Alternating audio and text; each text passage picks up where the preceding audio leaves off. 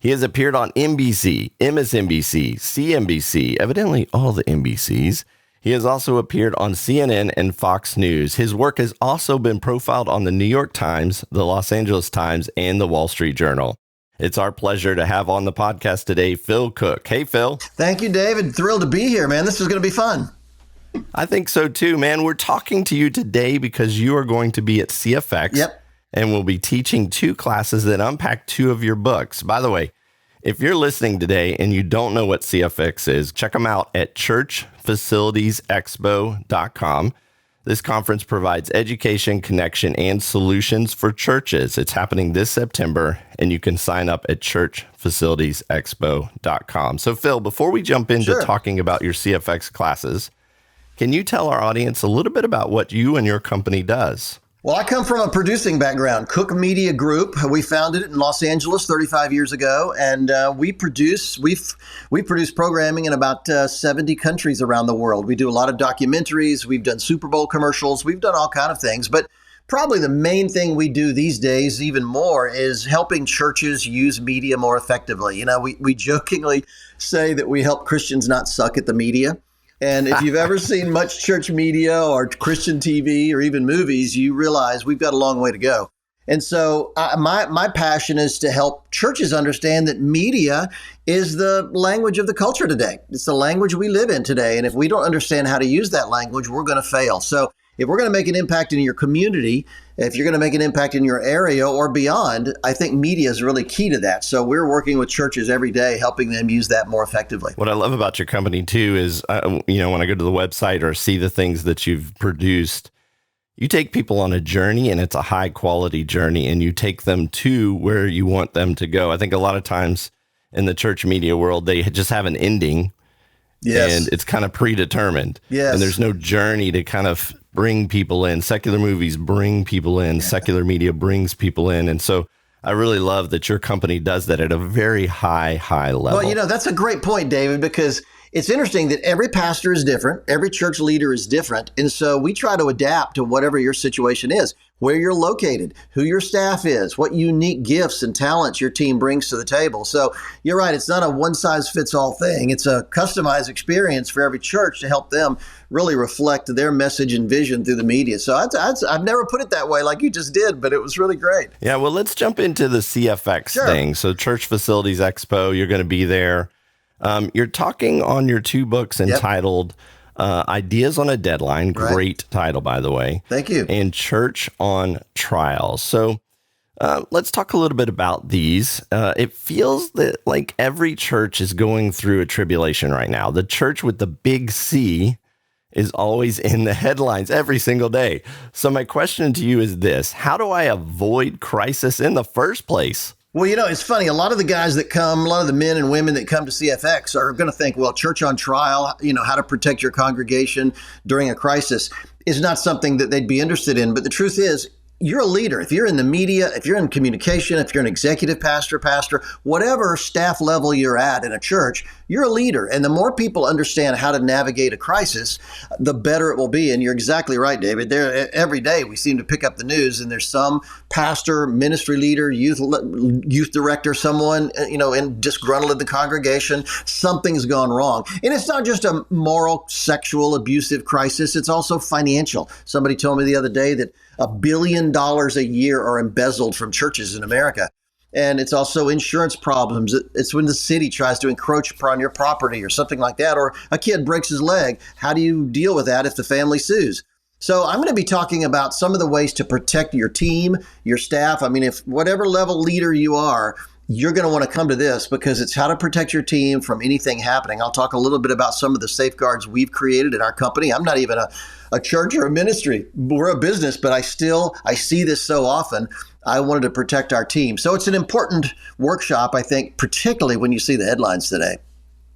Well, I think a lot of people may show up and think, my team is good. No need to worry about them. I fully 100% trust them. How does that thinking get you in trouble? You know what? It's not if I always say it's not if a crisis will happen, it's when.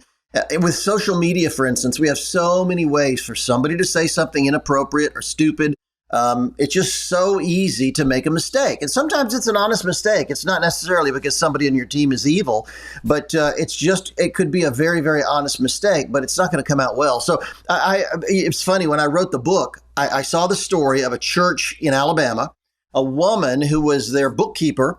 They all said she's the most trusted person in the entire church. Well, a $75 check bounced one day, and they looked into it and discovered that over the last 5 years, this woman has embezzled $1 million from the church. And she's paid for a couple of houses. She put her kid through college. She bought a car. It's just remarkable. And she's going to go to jail, but she's required to pay it back, but she'll never be able to pay it back. And so that church is going to close because they can't handle that $1 million debt. And so when you see stories like that of the most trusted person in the congregation, you think, okay, we should always be alert because you just never, ever know. And so we'll talk about how to avoid those kind of situations in that workshop. Yeah. Somebody famous said, I think it was a president, trust but verify. Yes. President right. Ronald Reagan, yeah, trust but verify. So don't ignore those red flags, and that class will help you. So the other class you're teaching on is Ideas on a Deadline, based on your book, Ideas on a Deadline. Yeah. So, and again, I got to give you props on that name. That is a really cool book name. But naturally, I'm a tech. So structure and plan, it's key for me, but I've always had creatives who had to be on my team, and I just can't constrain them with structure, or can I? Well, one of the frustrations that I've seen in the church in particular is, there's a lot of leadership teaching out there. My friend John Maxwell pioneered that. He's done some brilliant things. Others have done brilliant things. But I noticed there's no real information out there on how to lead creative teams, how to lead creative people. And so you may be tech, you may be engineer, you may be a designer, whatever. You could always be more creative in the way you solve problems. I think the ultimate definition of creativity is solving problems. And one of the things I discovered is you can go on Amazon and there's millions of books on creativity. But there was no books I could find anywhere on how to be creative under a deadline, how to be creative when the clock is ticking. And so I think I've done I produced Super Bowl commercials, and I discovered early on that they're not going to change the date of the Super Bowl because I can't come up with a good idea for a commercial. Phil Cooke needs an extension here. Yes. And when you had a broadcast TV career like I have, you learn that, man, you have to deliver on a deadline. I spent my whole career delivering on deadlines. So I started putting some of the techniques I've used. And also in Hollywood, I've got so many friends doing major movies. I went to New York to talk to friends who are in the advertising industry at the top level. And I did some research. And so the book is really packed with not just how to be creative, but how to be creative when you need it the most. And let me tell you, as I said earlier, you may not feel like you're a creative person or on the creative team. You may be a tech person or an executive level person. But I'll tell you, you have to have that report by Tuesday, or you have to do that equipment install by September.